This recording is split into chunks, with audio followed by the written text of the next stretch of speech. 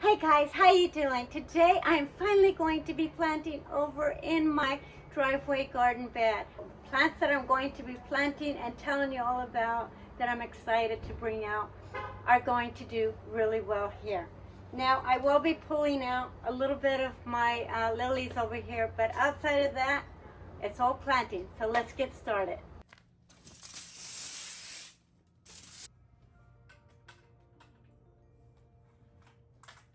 So here is everything I'm going to be planting in this area. Now, as you can see, it looks kind of shaded, and it probably looks more shaded to you than it does in real life, but this has a lot of filtered sun. So I feel that this is a really good choice of plants, and through the years of experience, I have found that this type of lighting works really well as part sun.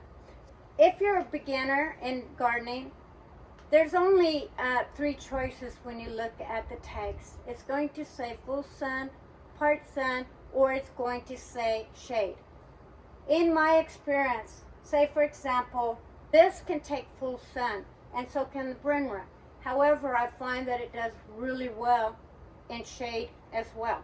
So to have it put over here, I think it's going to weather really well. Then I'm going to be doing a Fallen in Love Sweetly.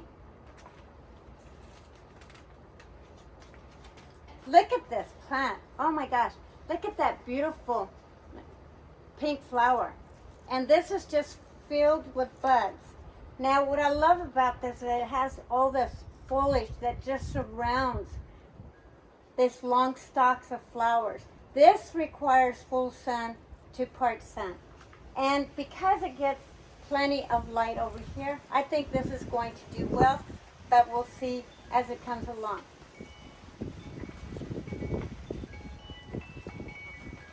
I have a Baja Burgundy Sombrero Echinacea over here. This one requires full sun, so I will keep you updated on that, but I think it's going to do much better than the ones that I have in direct sun. So I'm going to trust it, and I'm going to say that this will do fine right here.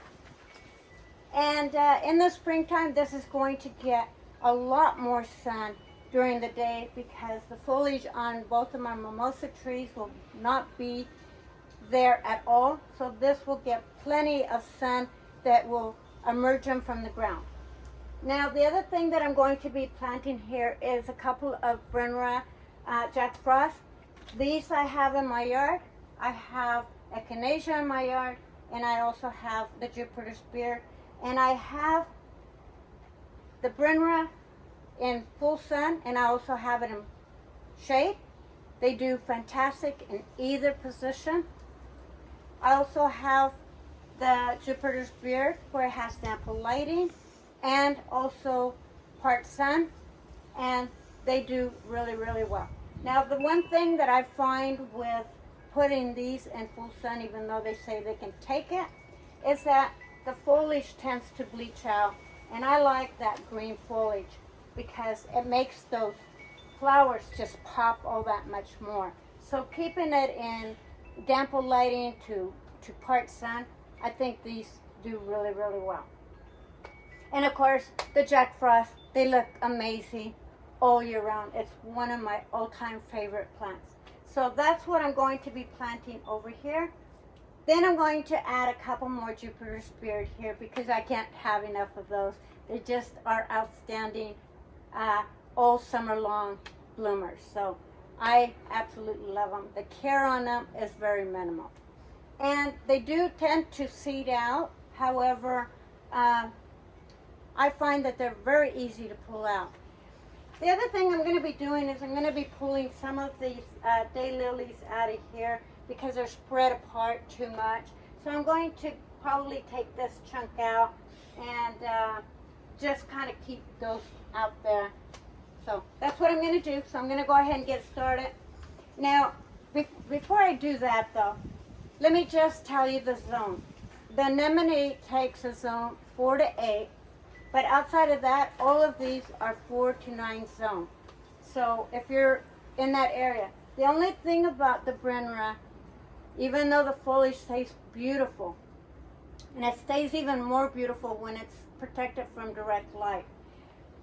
These will stay from the beginning of, I'd say like around springtime when they start coming out, late spring, all the way into fall until they just flop over. When they start flopping over, you know they're done for the season. And so far, they're still looking beautiful in my yard. So, let me get started now. If you have any questions, please leave it in the comments below, and I will be happy to answer them. Look at that root system, isn't that gorgeous? Now, there's a lot of new foliage coming out. So, with the anemones, you want to just keep it just slightly above ground level. And also because I'm going to be adding some new dirt over here, or garden soil rather, I want to keep this just slightly above ground level. And for those of you that live out in the country where you get rabbits and deer, this is deer and rabbit resistant. So as you can see, here's my ground level. I'm pretty much doing it up to here because I will be adding more dirt.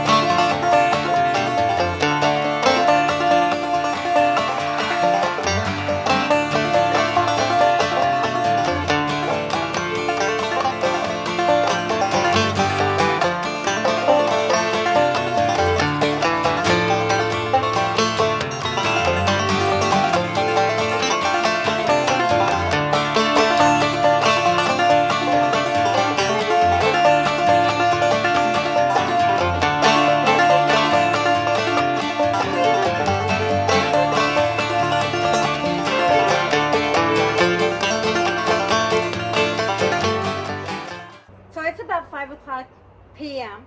and now you can see kind of what type of lighting I get over in this side. But doesn't this look amazing? I just love it. It almost looks like it's been here for a while.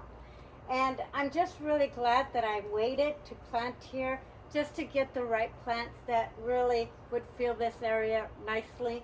And I couldn't be happier. Now I still have a little bit of area right here that I can plant some annuals. So I will take up some of your suggestions and plant some annuals over here. Maybe even some heucheras over here, and just line this up with heucheras next spring. But right now this looks amazing. I couldn't be happier. Now the anemone, I just put my little frog behind it, leaned it on it, and it's holding upright just perfectly. Now I did plant about 7 Jupiter's beard here, and let that plane go. Because it's 5 o'clock, the planes are now heading in. So yeah, so this, I planted about 7 Jupiter beard together. Now again, when I planted these, or when I bought these rather, when I bought these were considered starter plants. So they were individual little plants. And that's why I grouped them together as one over here. And it looks really amazing. And then I did 3 of them over on this side because this way it kind of balances it out. And they well spread just like on this other side, which I will show you in a minute. But it looks really, really great. I did move one of my lilies, and actually all I did was just plant it closer so it could be nice and grouped over there. And this is just going to add to my lilies because the Jupiter's beard is going to be tall. The lilies are fairly tall, and yeah, it's all going to look really amazing next year. So I can't wait. Now, over on this side, and I'll turn the camera over to this side. So over here, what I did is I had a little starter heuchera that I had back here. And so what I did is I just moved it to the forefront, moved this guy over, and just added some more mulch over here. And I really like it. I like this look a lot. So now I'll just give you a walkthrough so you can see how both garden beds complement each other, especially with the Jupiter's beard and both of the sedums. This stone, which is an orange stone crop sedum, these will complement each other going forward. I am so happy, so happy with the end results. And you guys, get up, get out, get active. Build yourself a little garden bed. And if you don't have the room, plant in a container. You can always find a place for it. And always remember, if you're a beginner in gardening, that there's no such thing as perfection. Gardeners fail, plants die for no particular reason, and we all learn from trial and error. So don't be afraid to garden. So thank you guys for joining me today, and I will see you guys next time. Bye-bye for now.